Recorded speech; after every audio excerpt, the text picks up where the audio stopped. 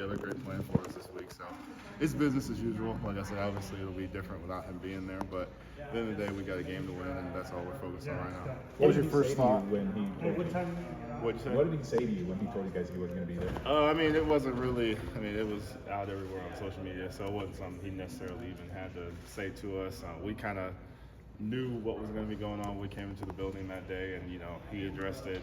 Said what he had to say, and then we just moved on from there. What was your first thought when you heard that news, though? It's just I so mean, unusual. Yeah, it's definitely something different, right? But at the end of the day, it's serious time now, right? So our focus, we get it out, go over it as a team, but now it's on Illinois State, so that's all we're focused on. Any extra motivation that let's go win this one for Kirk that can't be there? Yeah, I mean, I think the only motivation, I think he would say the same thing if he was out here. This is the first game for the 2024 Iowa Hawkeyes, and that's all the motivation you need at this point in the season.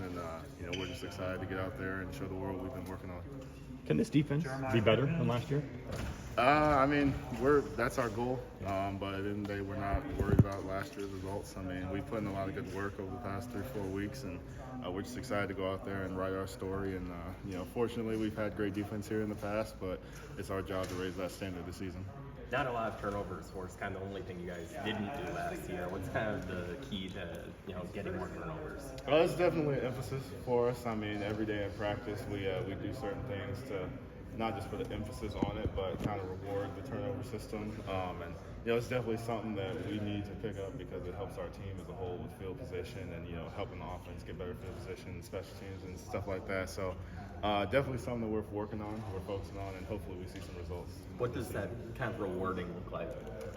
It's just a little point system we've got. We got this thing called ball hawks, and it just, like I said, emphasizes the tip balls, the scoops, the phone recoveries, interceptions, stuff like that. So who's leading that right now? We got a lot of guys. So I'll just put it that way. We got a lot of guys that had a lot of good numbers. I will say the DBs won the position group battle, but they get more opportunities sometimes. So, but it's fun competition. Keeps practice fun and keeps us up tempo and everything like that. So it's good. How can this first game maybe set the tone for the season? Is that something you are looking at to maybe set a good momentum heading into the rest of the season? Yeah, absolutely. I mean, obviously it's not going to be perfect. It's our first time getting out there in Kinnick in front of 70,000, playing a different team. So our job is really just to put our best foot forward. You want to get off to a fast start, but like I said, at the end of the day, it's not going to be perfect because they're practicing to play perfect too. So it's going to be a great challenge for us. Test our mindset right away, and given other circumstances surrounding the game, it'll be good for us to go through this early. We know about you and Ethan, but what did you see from Max and Brian in camp coming off the edge? Is that you guys have a rotation of 4 you feel good about? Yeah, How I mean, did they develop? I've got a lot of confidence in those guys. They've been coming to practice, showing up every day. Obviously, I'm not in charge of rotation. I just go out there and do what I can to help this defense win. But I'm definitely excited to see them keep taking steps, and if they get on the field, I know they'll be ready to go. As you guys are prepping for Illinois State, what's something that sort of jumped out at you about them in the prep that you've done? Something that you've really got to focus on neutralizing this week?